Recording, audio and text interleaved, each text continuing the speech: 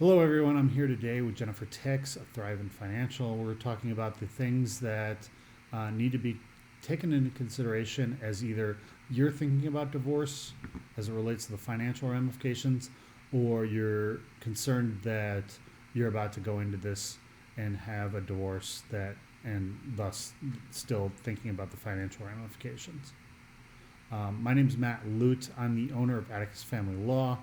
Um, Essentially, what we do as a family law firm, whether it's divorce or other family law issues, is take people with their stress, their anxiety, their frustration, their fatigue, and then help them by applying the fact that we do is family law, but we've been doing this for almost 2 decades, and we're going to apply our measures, almost a 1, 2, 3 plan, to help them accomplish their goals, avoid the failures that they very much want to make sure that they um, uh, don't encounter, and ultimately help them pivot themselves into a new, better life. Um, and so that's what we do at Atticus Family Law. Jennifer? And hello, I'm Jennifer Tix with Thrivent and excited to be here today.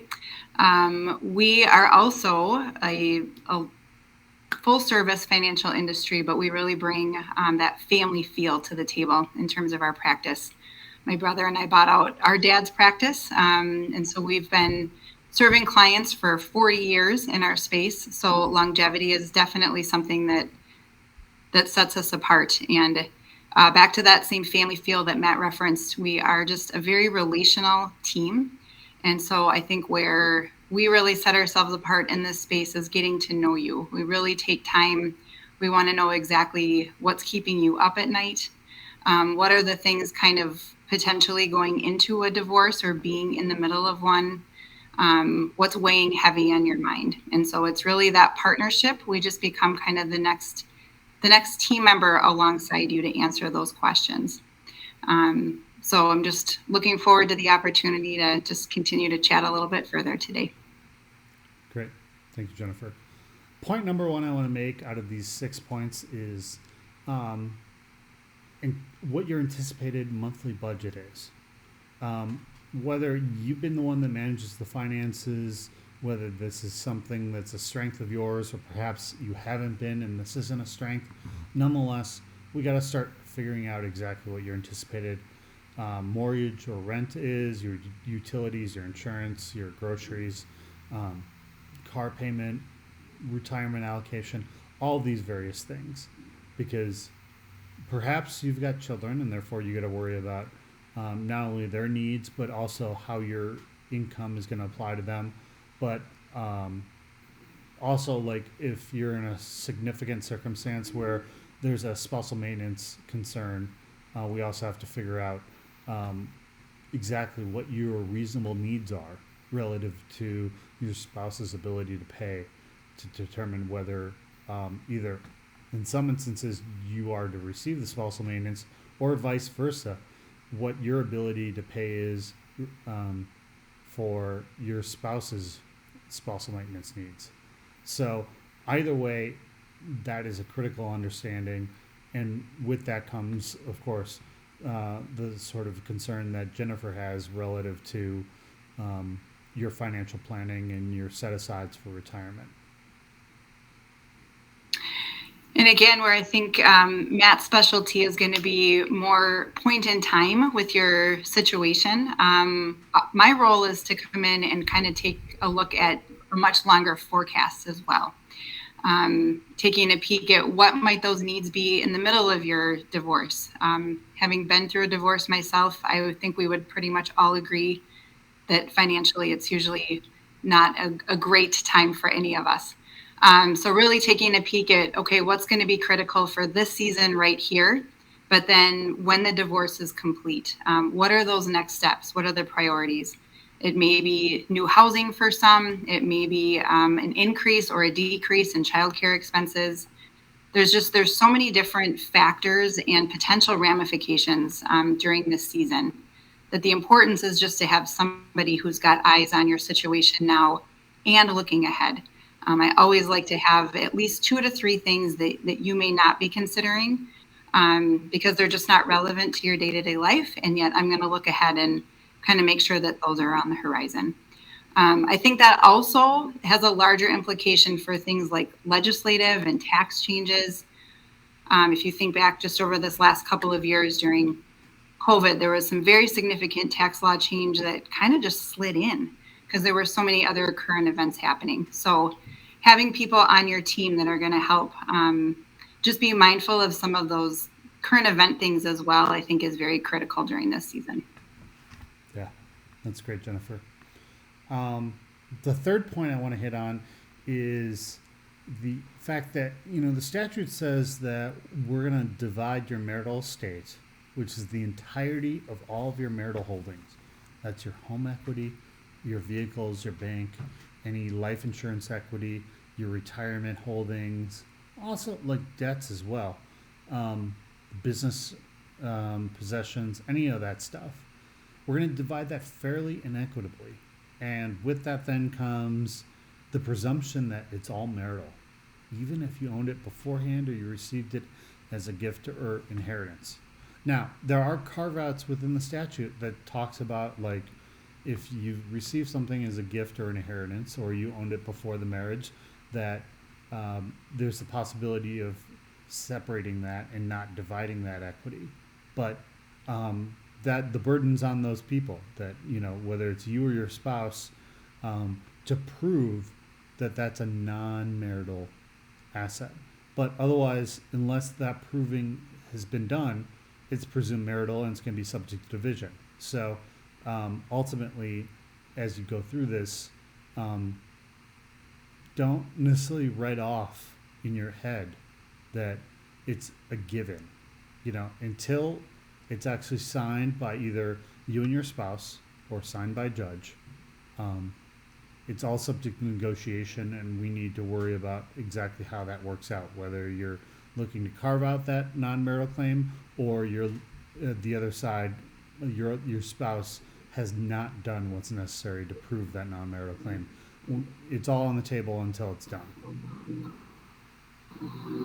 It's a great point, Matt. And as we get into some of those outside assets, I think that same focus becomes very important in terms of what you need now versus what the future will look like. So my personal practice, I tend to work with a lot of women either going into or coming out of divorce.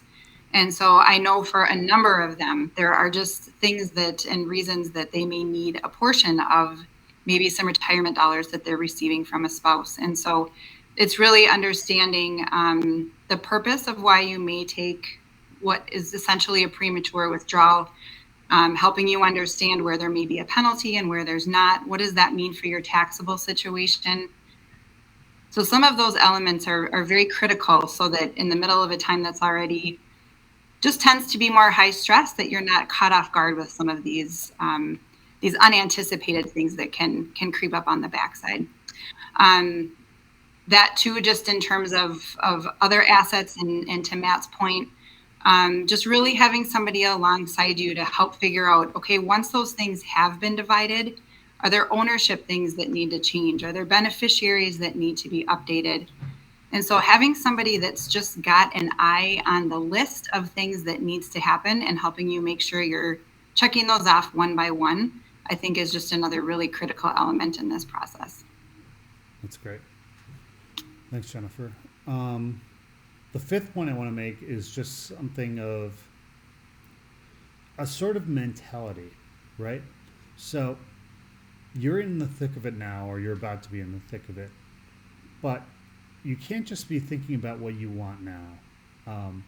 Yes, there's a lot of stress, there's a lot of anxiety. Chances are that you've got a lot of fatigue because you've been trying to sort this out, but there's a lot of disagreement, frustration, and so on. But as much as that you want that stress and that anxiety to end right away, you also have to think about what your needs are, not just your present needs, but like who you are, like whatever age you're at, what does that person in 2 years need? Or what does that person in 5 years or at age 65 or 70 need? Um, because I often talk to clients about the fact that like major milestones in your life, you think about high school graduation, maybe you went to college or finished tech school. Um, at some point, your parents retired. At some point, you maybe got married. Um, Obviously, you got married, but at some point, your parents, celebrated certain milestone anniversaries. Um, and you look forward to your own anniversaries, your own children graduating high school, and your own, at some point you're going to get over the hill, right? These sort of things. One of the things that sometimes people encounter as it relates to milestones is not only their own divorce but their own retirement. And um, so one of the things you have to think about is, what does your future self need? Because it's easy. I'm like, frankly, I can get you divorced within 2 weeks if you want to give up everything. But that's not what your future self needs. That's not what your future self deserves. And that's not what you at your present circumstance deserves. Um, Regardless of how the marriage, you know, became, whether it was good or bad or crumbled or whatever, like nonetheless, like you certainly have certain rights under law. So um, don't get a little too concerned about just, oh, what's the quick alleviation for the stress and anxiety, or um, maybe the relationship was bad and there was circumstances where things got out of hand, you said things or did things, whatever. Like, you still have to think about what your future self needs. And if there's, when it comes to dividing marital assets, your retirement that maybe it's not in your name, but it's in the other person's name. And it's like, oh, there's a little temptation of just allowing them to keep that in their name without dividing it, or spousal maintenance claim, any of these financial considerations. Like, ultimately, what's the advice or directives that you in 5 years is going to give you now, saying do this, do that, versus the sort of convenient or comfortable way out now. um, and I don't just say that because certainly like it means sticking it in there, but like I get clients all the time that turn around and say, oh, I got divorced 6 months ago or 18 months ago, and we did it ourselves, or we tried to sort this out, or just came up with this sort of thing. Can I go back? And at that point, like, it doesn't matter what comes out of their mouth after that, because frankly, in that circumstance, usually it's a no answer. It's like 98% of the time, no, you can't go back. So a little bit of like, you want to make sure to listen to your future self in the circumstance. Oh, Matt, I think that is such great advice. I just, that personally took me back to that feeling of wanting it to be done, just wanting it to be over, and thinking that I would be content kind of regardless of what that outcome was like. And yet, one of the things as a financial advisor, we work a lot with insurance, which is really a transfer of risk. You're transferring that to the insurance company. And I think there's a great parallel with what you just shared, Matt, because really the transfer of risk here is much more about your anxiety and your current circumstances and the frustration with just getting it done. So that transfer of risk is really into the hands of professionals that you choose to align yourself with. And so when that emotion gets really high, it's really the trust in Matt and in people on his team or myself or my team, to really help alleviate some of that so that you are making those wise decisions that are going to honor who you are down the road. And that's regardless of whether it's you or if it's you and your children. It's just, Matt's exactly right. You're worth taking the time and the consideration to do that planning really well. So again, from kind of our perspective on the financial planning side, that relationship has a lot more longevity. Our dad worked with families for decades, and I'm now approaching that time frame myself with clients, which is wonderful, because really what comes with that is just it's that constant reframing of life. And so divorce is definitely a painful reframing for the vast majority of people. And yet, on the other side of that equation, there does come this season where there's really time and attention that you want to put into answering those questions. What does this reframed life look like? And financially, that's going to have multiple different answers. As you kind of get through that process, as you start to set some goals, as you maybe remember how to dream again. And so for some of us, that means just the simple process of clearing out debt. That might be step number one. And even thinking beyond that is a little bit overwhelming. And yet that day does come. And so to have somebody there to partner with you to help figure out, what do you want next? What are you working towards? Very tumultuous time.